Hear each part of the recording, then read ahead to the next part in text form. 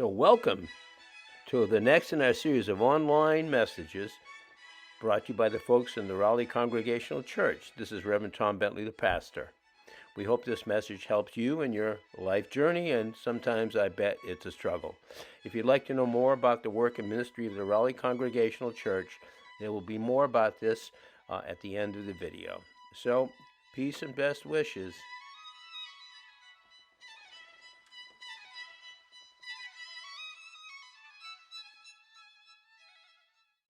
A few years ago, there was a little experiment. There's a world-famous violinist, Joshua Bell. He is a genius with his violin. His Vivaldi's Four Seasons is a masterpiece. It was suggested to have Joshua Bell play down in the subway in New York, as often musicians do, for 45 minutes free, just to see what would happen, and it was videoed. Over 1,000 people walked by.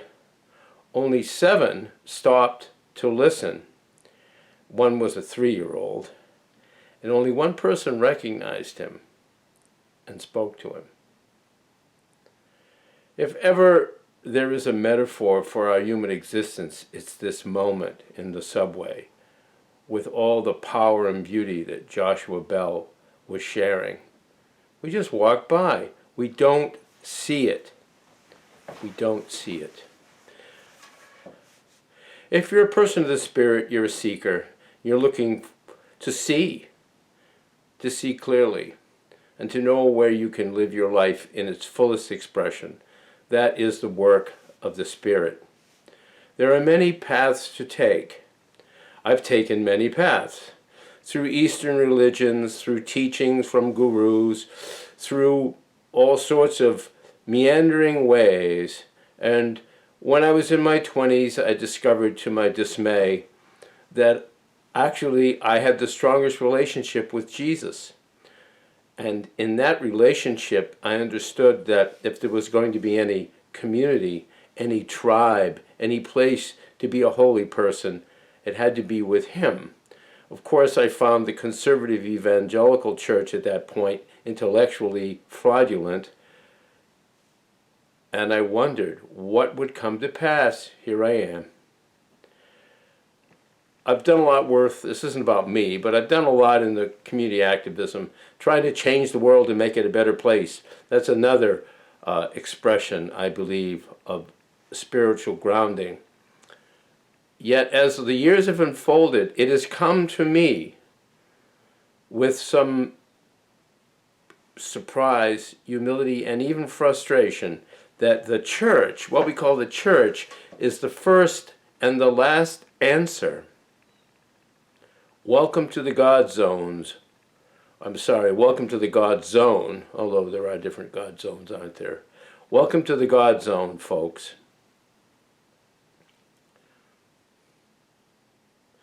Jesus instructs us to see through our eyes with an open heart and see the miracle of existence. Everything he says and does guides his followers to try to open up their limits, not just to be smarter than everybody else, but to see the full embrace of the divine, what those intentions of love are for and with this world.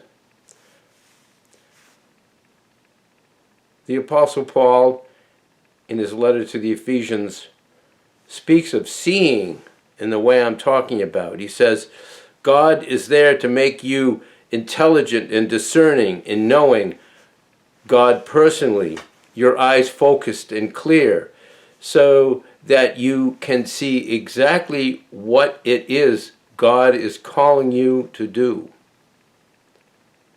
So that's my question for you. What is God calling you to do? If you gather to any community, for that's where the Spirit is truly worked out, not just alone. Yes, we can be seekers in a solitary frustration and even make great accomplishments, but that's not what the divine vision is for creation, just that you'll make it. It has to do with all of us as the full expression of humanity. And the Christian power is that we understand all holiness to be derived from and with our humanness, not absent from it, as though it was something to cast away so we could truly be with God. No, welcome to the God zone. This is where we are. This is where we live out our faith. This is where our purpose is made known. This is where the relationship with this person, Jesus, is possible. Now, many people want to run away from or reject this relationship with this Palestinian person who spoke these words long ago, and they were recorded and gathered and cherished over the eons, and sometimes disparaged and condemned, and often abused these words of Jesus. Yet the clarity and the simplicity of it comes right to us, and we've been walking in these series of messages online through the Gospel of Matthew this year. Matthew 25 invites us to open our eyes. Then the king will say to those on his right, "Enter, you who are blessed by my Father. Take what's coming to you in this kingdom. It's been ready for you since the world's foundation, and here's why. I was hungry, and you fed me. I was thirsty, and you gave me drink. I was homeless, and you gave me a room. I was shivering, and you gave me clothes. I was sick, and you stopped to visit. I was in prison, and you came to me." Then those sheep are going to say, "Master, what are you talking about? When did we ever see you hungry and feed you, thirsty and give you a drink? When did we ever see you sick or in prison and come to you?" Then the king will say, "I'm telling the solemn truth. Whenever you did one of these things to someone overlooked or ignored, that was me. You did it to me." So they ask, when did we see you, God? Where were you? In the least of these, and the last of these, and the broken ones. The clarity of vision is the opportunity of faith. Wherever you are, there are four roads that cross somehow. Wherever you are, near to you, is a little Christian community that's representative of this unique relationship. As the world seems to be going down in flames, as violence swirls about us, and yes, often sectarian violence in the name of some religion, one or the other, there is a clarity of vision which is redemptive. It isn't a political position or an intellectual idea or, well, now that's an interesting notion, don't you know. Welcome to the God zone. How to get there and be there.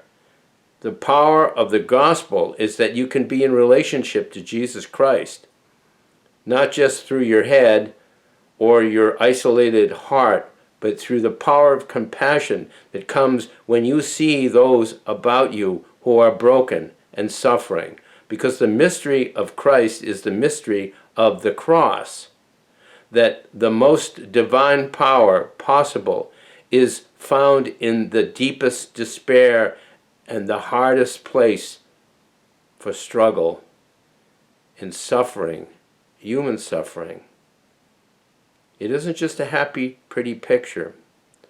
Welcome to the God zone.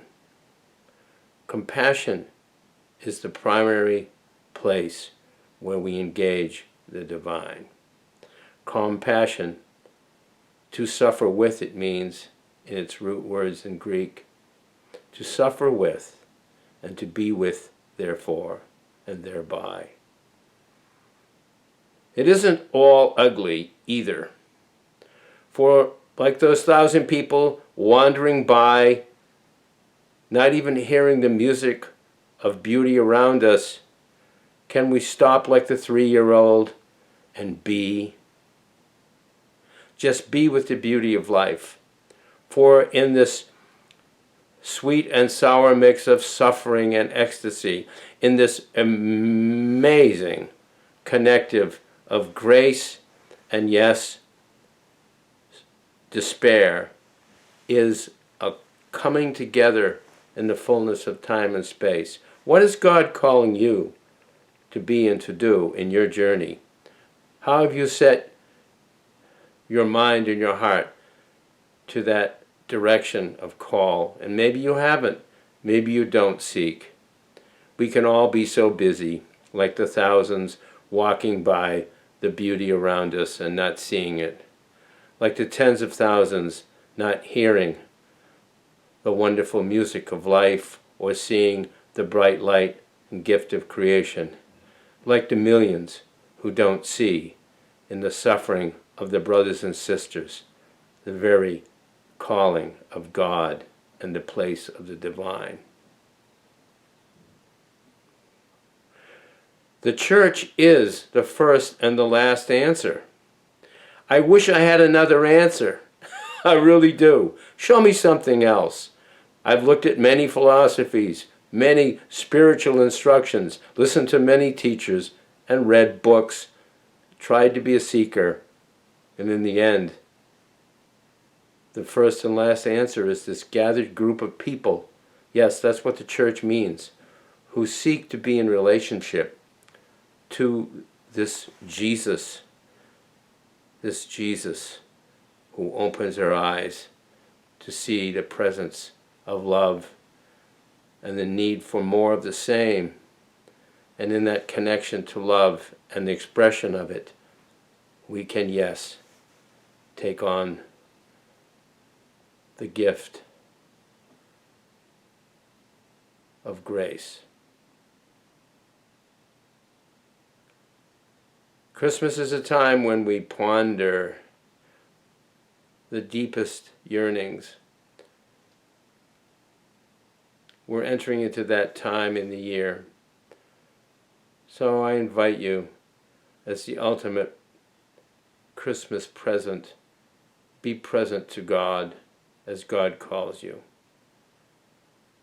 Take a risk. Stop and rest. Listen, watch, and feel. And find life abundant, even life eternal, in the God zone.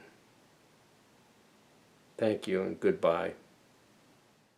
So thank you for spending time with us. If you'd like to know more about the ministry of the First Congregational Church of Rowley, you can go online at firstchurchrowley.org.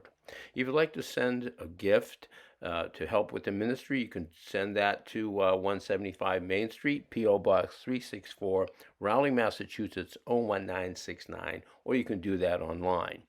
And of course, we'd always like to hear from you.